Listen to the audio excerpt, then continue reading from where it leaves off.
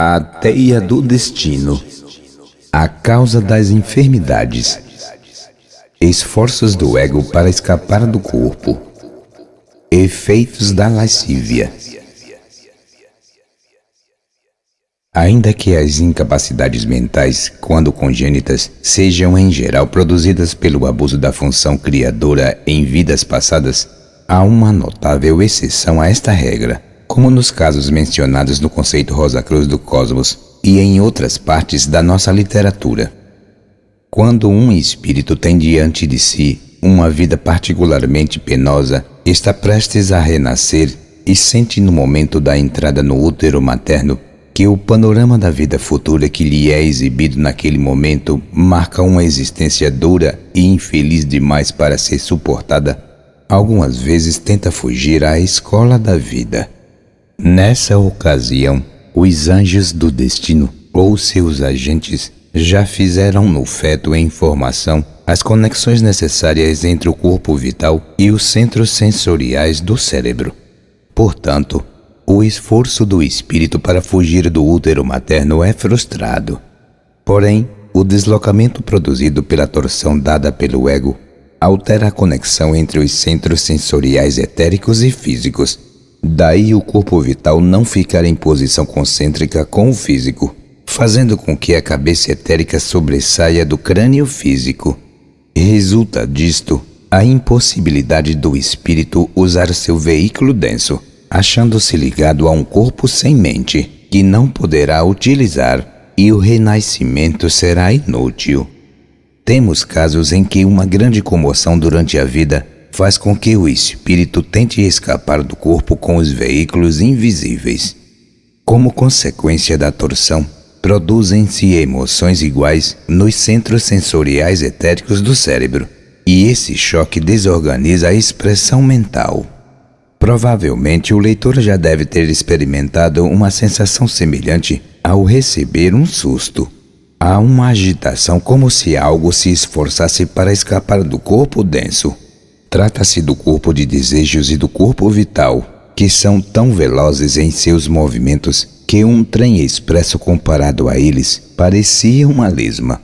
Estes corpos sentem o perigo e se enchem de temor antes que o medo se transmita ao inerte e lento corpo físico, ao qual estão ligados e do qual não podem fugir em condições normais. Às vezes, como já dissemos, o susto e o choque são suficientemente fortes e podem atuar com tal impulso que os centros sensoriais etéricos se desorganizam. Isto ocorre mais frequentemente com as pessoas que nasceram sob os signos comuns, que são os mais fracos do zodíaco. Tal como um ligamento que foi distendido e rompido pode recuperar gradualmente uma relativa elasticidade, assim também é mais fácil restaurar as faculdades mentais nesses casos do que naqueles onde a insanidade congênita, acarretadas por vidas passadas, ocasionou uma conexão indevida. Comprovou-se que a histeria, a epilepsia, a tuberculose e o câncer são o resultado de tendências errôneas de uma vida passada. Observou-se que muitos indivíduos que haviam sido quase maníacos na satisfação de sua lascívia em vidas anteriores possuíam ao mesmo tempo uma natureza altamente devota e religiosa. Nestes casos, parece que o corpo físico gerado na vida presente era de saúde normal, havendo unicamente incapacidade mental. Mas quando a indulgência com a natureza passional estava unida a um caráter maligno e a um grande desrespeito aos semelhantes, a epilepsia, o raquitismo, a histeria e uma deformação corporal foram os resultados desses erros, assim como o câncer, em especial no fígado e no seio. Sentimos o dever de advertir os estudantes que não tirem conclusões apressadas de que as manifestações citadas anteriormente representem regras fixas e inflexíveis. As muitas investigações levadas a efeito, embora tenham sido árduas para um só investigador, são ainda escassas para que sejam conclusivas, e onde estão envolvidas milhões de seres humanos. De qualquer modo, estão em harmonia com os ensinamentos contidos no conceito Rosa Cruz do Cosmos, ministrados pelos irmãos maiores, que exemplificam os efeitos do materialismo como produtor do raquitismo, isto é, o amolecimento de uma parte do corpo que deveria ser dura e da tuberculose que endurece tecidos que deveriam permanecer moles e flexíveis. O câncer é essencialmente semelhante em seus efeitos. Quando consideramos que o signo de Câncer é regido pela Lua, o planeta da geração, estando a esfera lunar sob o controle de Jeová, o Deus de reprodução, cujos anjos anunciam e presidem o nascimento, como nos casos de Isaac, Samuel, João Batista e Jesus, compreende-se facilmente que o abuso das funções geradoras pode causar tanto o câncer como a insanidade nas mais variadas formas. Portanto, com respeito às anormalidades e deformidades físicas, parece ser regra em geral que, assim como a indulgência física e como as paixões atuam sobre o estado mental, os abusos dos poderes mentais em uma vida conduzem à incapacidade física em existências posteriores. Uma máxima oculta diz que, abre aspas, uma mentira é ao mesmo tempo assassina e suicida no mundo do desejo. Fecha aspas. Os ensinamentos dos irmãos maiores, contidos no conceito Rosa Cruz do Cosmos, explicam que sempre que um incidente ocorre, um determinado pensamento forma gerado no mundo invisível registra o acontecimento. Cada vez que se fala e se comenta o caso, cria-se uma nova forma de pensamento que se funde com o original e o robustece, desde que ambos possuam a mesma vibração. Se não se diz a verdade acerca do sucedido, então as vibrações do original e da reprodução não serão idênticas, e o resultado é que investem uma contra a outra, destruindo-se mutuamente. Se o pensamento forma verdadeiro e bom for suficientemente forte, conseguirá o domínio da situação e aniquilará os pensamentos forma baseados na mentira. Consequentemente, o bem vencerá o mal. Ao contrário, se os mais fortes forem os pensamentos mentirosos e maliciosos, estes podem vencer o pensamento forma verdadeiro, destruindo-o. Depois haverá discórdia entre eles, e um a um todos serão aniquilados. Deste modo, a pessoa que leva uma vida pura, esforçando-se por obedecer às leis de Deus, lutando ardentemente pela verdade e pela justiça, criará pensamentos formas de natureza semelhante. Sua mente trilhará caminhos em harmonia com a verdade. E quando chegar o momento de criar seu próprio arquétipo para a vida futura no segundo céu, esta pessoa, pela força do hábito adquirido em sua vida terrestre anterior, estará pronta e, intuitivamente, colocar-se-á com as forças da retidão e da verdade. Uma vez somadas ao seu corpo, criarão harmonia nos novos veículos, e a saúde será a consequência natural em sua próxima vida.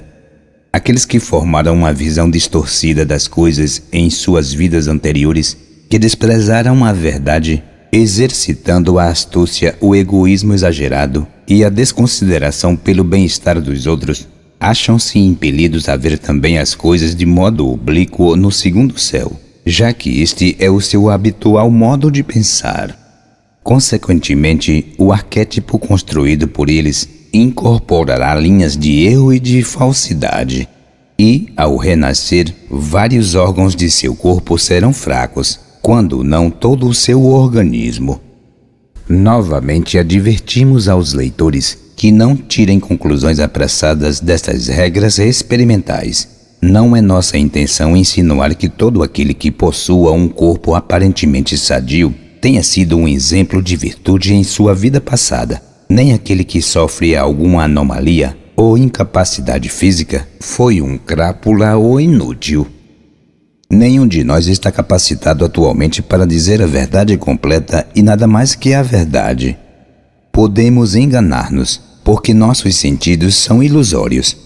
Uma rua longa aparenta ser mais estreita à distância, quando em realidade tem a mesma largura, tanto no lugar onde estamos colocados, como a 1 quilômetro de distância. O Sol e a Lua parecem muito maiores quando estão próximos do horizonte do que quando se encontram no zênite.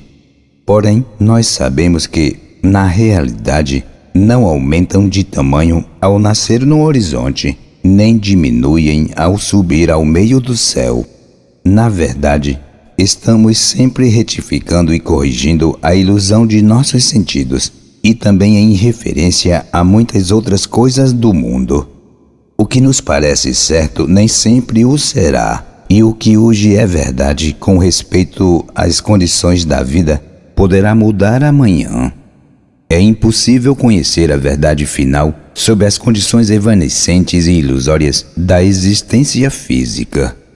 Somente quando entramos nos reinos superiores, especialmente na região do pensamento concreto, é que nos apercebemos das verdades eternas. Eis porque é natural que uma ou outra verdade nos equivocamos, apesar de nossos mais sinceros esforços em colocar-nos sempre em condições de conhecer e dizer só a verdade. Por tal razão, é-nos impossível construir um veículo totalmente harmonioso. Se fosse possível, tal corpo seria imortal, e nós sabemos que a imortalidade na carne não é o desígnio de Deus, pois, segundo São Paulo, a carne e o sangue não podem herdar o reino de Deus. Sabemos que, atualmente, apenas um número muito reduzido de pessoas está disposto a viver em harmonia com a verdade, a confessá-la e professá-la diante dos outros, através do serviço e de uma vida inofensiva e reta. Sabemos que isso aconteceu com muito poucos ao retrocedermos na história, quando o homem não havia ainda desenvolvido o altruísmo iniciado em nosso planeta com o advento do nosso Senhor e Salvador, Cristo Jesus. Nesse tempo, os padrões de moralidade eram muito inferiores e o amor à verdade quase insignificante para a maior parte da humanidade. Ela estava absorvida em acumular riqueza e adquirir tanto poder e prestígio quanto fosse possível. Os homens desconsideravam os interesses dos demais, e dizer uma mentira não parecia ato censurável.